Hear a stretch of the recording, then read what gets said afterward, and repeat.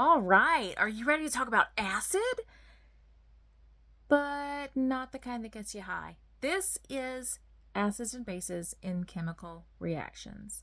So there are very many different types of acids. We're first going to talk about strong acids and bases. Okay, so you should really, if you have not already, memorize that list of strong acids and bases that you were told to memorize in Gen Chem. It's really not that many. It's like 6 acids and 8 bases. There are mnemonics that you can look up online to help you remember them. If you cannot come up with one or those don't work for you, let me know. I've got a great mnemonic that I actually can share for remembering strong acids and bases. So let me know if you need one and I can help you out with that. Okay, now to dive in a little bit deeper, if it is not a strong acid or a strong base, it is a weak acid or a weak base. Okay, that is why it's very important that you memorize that list of strong ones, because you really don't want to have to memorize the list of weak ones. All right. Now, there are different levels of proteinization that goes on in acid-base reactions. So monoprotic means there's one step in that.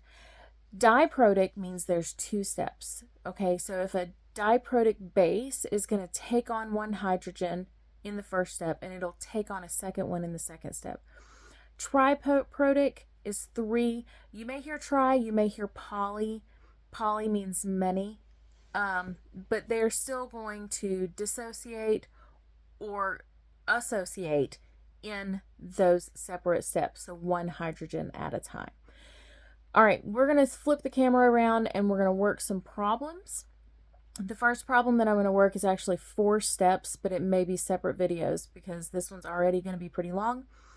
And it is from chapter 9. I think this is quiz L in Butcher's List. Okay, so here is one of the sample problems from a quiz from chapter 9. So it says Kb for monoprotic base NaX is 5 times 10 to the negative 5. What is the pH for an aqueous solution containing 0.5 molar NaX? These problems is kind of like solving a puzzle, but you have to do it in a certain order in order to be able to do it. So we are looking for pH, but we don't have what we need to find pH, right? Because pH is the negative log of H+. Or we could find POH and subtract POH from 14 and find pH, but we don't have any of those things. What we have is Kb, okay? And we can use Kb to find OH. So I'm going to pause this and I'm going to write down our equation to show what we're going to do.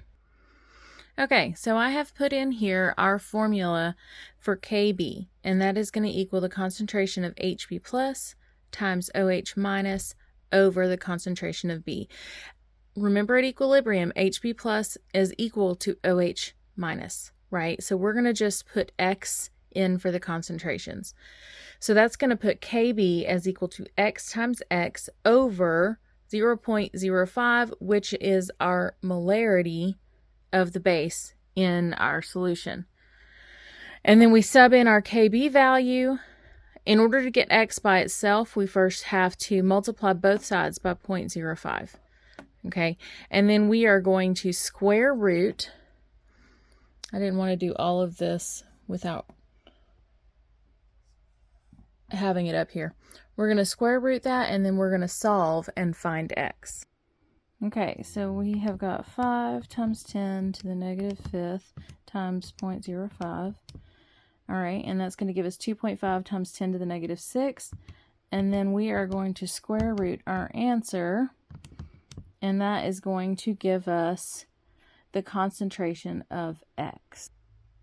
Okay, so we've got X is equal to 0.00158, but we're going to remember that X up here is equal to the concentration of our hydroxide ion. So now we're going to plug that into the POH formula. All right, negative log of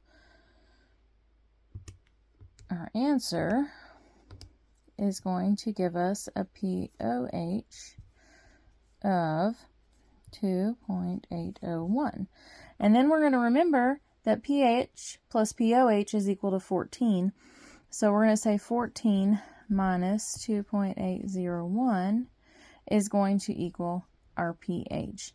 And then we have solved part A of this quiz. And that answer, by the way, is 11.199. But we're going to remember our significant figures. We got one significant figure, so we're going to put 11.2 is our pH. And this was for question A on this quiz. All right, this is part B of that first question from chapter 9 quiz that we were working on earlier. So we've got our KB of NaX is 5 times 10 to the negative 5th. Part B asks, what is the value of Ka for HX? So it does not give you the reaction, but I went ahead and wrote it down. Our reaction is NaX plus water is HX plus OH minus. All right, so we have Kb, we need Ka. So we're going to come over here to our handy dandy list of equations, and we're going to see that Ka times Kb is equal to Kw, and Kw is equal to 1.0 times 10 to the negative 14. So I'm going to write that down, and we're going to solve for it. All right, so I have our equations put up here. So we've got Ka times Kb is equal to Kw. Well, we're going to divide both sides by Kb in order to get Ka by itself.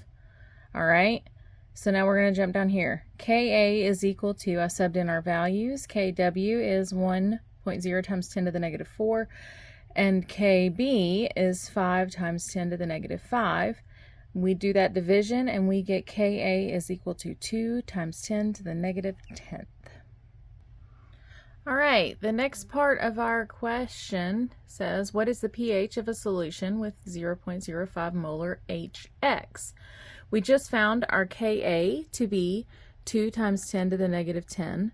So we're going to pop over here, and we're going to see that Ka is equal to the hydrogen ion concentration times A minus divided by the concentration of HA. So we're going to fill in our values there, and we're going to try to solve for the hydrogen ion concentration, which we'll then be able to get pH from. Okay, here we are with part C. And again, we're going to remember that at equilibrium, the concentration of H plus is going to equal the concentration of A minus. Okay, so we're going to let X stand for both H plus and A minus. And then we're going to sub in our values. Okay, we just found the Ka as 2 times 10 to the negative 10, and our concentration is 0.05 molars. So we're going to plug those in, and we're going to isolate X by multiplying both sides by 0.05. and then square rooting both sides. That's going to give us X is equal to 3.16 times 10 to the negative 6, which we then will put into our pH equation and give us a pH of 5.5. Now, the last part of this quiz asks us to solve what alpha is. And alpha is the concentration of your H plus divided by F. And we're going to work on that in just a second. Okay, so we have plugged in our values here. We just found our value of X, which if you'll remember is the value of our H plus at 3.16 times 10 to the 6, 10 to the negative 6. So I've plugged that in here. And F is formal, okay? And that is the concentration of our solution, which if we'll look at our original problem up here is 0.05 molar. So we're going to put that in and then do the math, and it equals 6 times 10 to the negative 5th. If you have any questions, please let me know. That does wrap up this quiz, and thanks for watching. Let me know if you have any questions. All right, I did want to talk just for another second about the last part of that quiz when we were solving for alpha. So alpha actually stands for the fraction of dissociation of the acid. Okay, and so that is going to be a percentage. So when you put that in there, you can put that in there as a percentage. But what it is exactly your H plus concentration divided by the formal concentration in your solution. So when you're working with an acid, you've got the formal concentration of the acid, which in that problem was the 0.05 molar, which is also the formal concentration. Those words are used pretty interchangeably in this class. So I hope that clears any questions up about that one. We will see more on that because with weak acids and weak bases, the fraction of dissociation is not always that small, and it can impact your calculations.